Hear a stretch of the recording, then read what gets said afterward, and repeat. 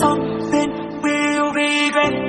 I love it when you play too hard to get.